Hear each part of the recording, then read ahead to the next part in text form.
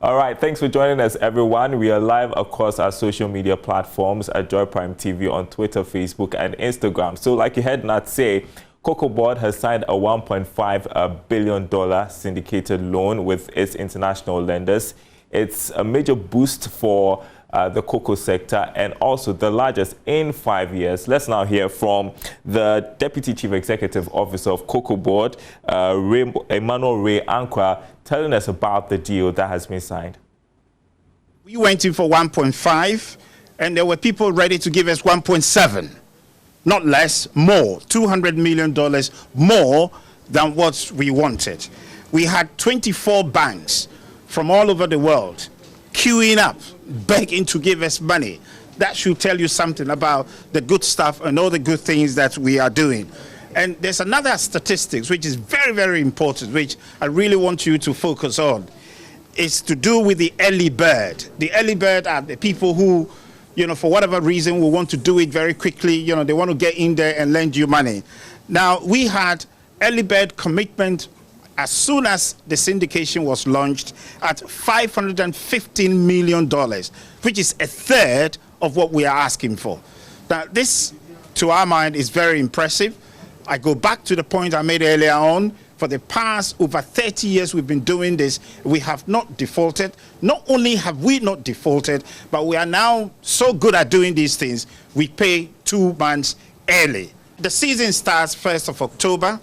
We are hoping that the money should be in 2nd, 3rd, 4th of October. We are learning our lessons. I mean, as soon as the season begins, our cocoa farmers, our LBCs, they need to be paid whatever produce they have. And so we are working very, very rapidly. All the conditions, precedent, and all the things that needs to be put in place to ensure that the money will come in very quickly, we are on top of it. So I can assure you that, latest by the 3rd, 4th of October, the first tranche, which this time is even going to be more than 50% of what we are borrowing, should hit our account and will be in a very good position to take care of our early commitments. Interest on the loan is 0.11%. We are told that 24 banks took part in this transaction. The lead arrangers being Societe Generale, Ghana International Bank, and Standard Chartered Bank. Well, the Minister for Agric is upbeat about the signing of this loan syndication. Let's hear from Dr. Owusu Akoto. Ghana's cocoa industry, led by the industry regulator Ghana COCOBOD, has served as an icon of good corporate governance in the sub-region and has remained vibrant because of its continued partnership with relevant stakeholders across the globe.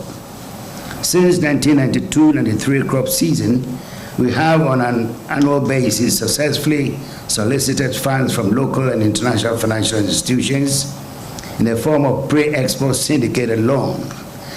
Let me put it on record that there has never been any point in time that we have defaulted in repaying the loan.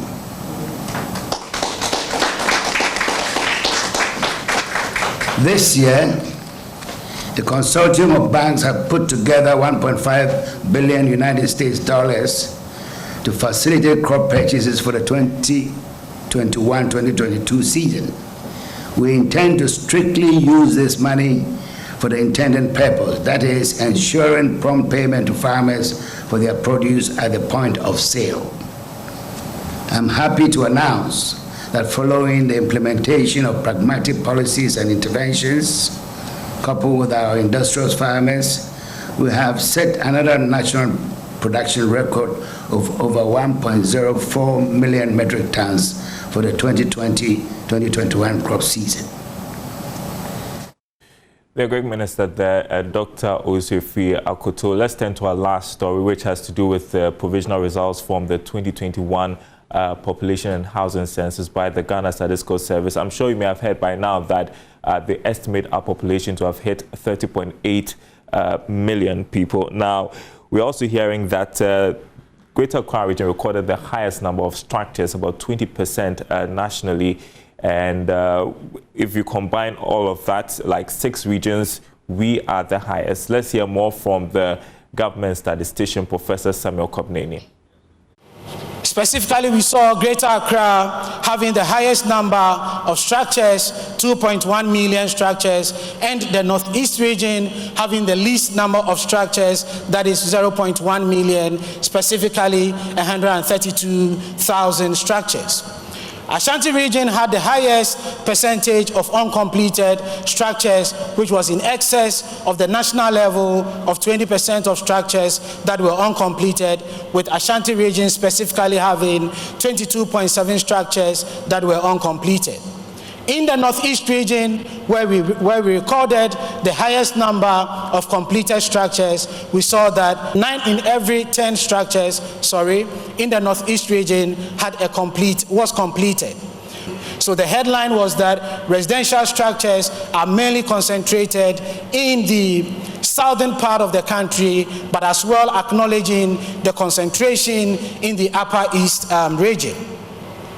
20% of structures in Ghana are either metal, wooden structure, or kiosks, which indicated that if you take off the conventional structures, which contributed almost 4 out of every 5 structures, the other 20%, leaving out the other category that is focusing on metal containers, wooden structures, and kiosks, we have 1 out of every 5 structures in Ghana being of this.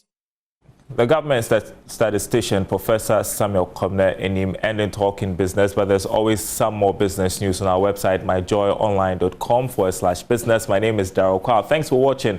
Up next, beyond the headlines, Daniel will be talking about that story from Takoradi, the pregnant woman who went missing and was later found.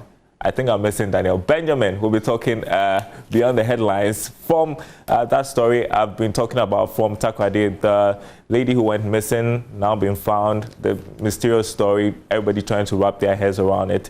That's after this break. Stay tuned.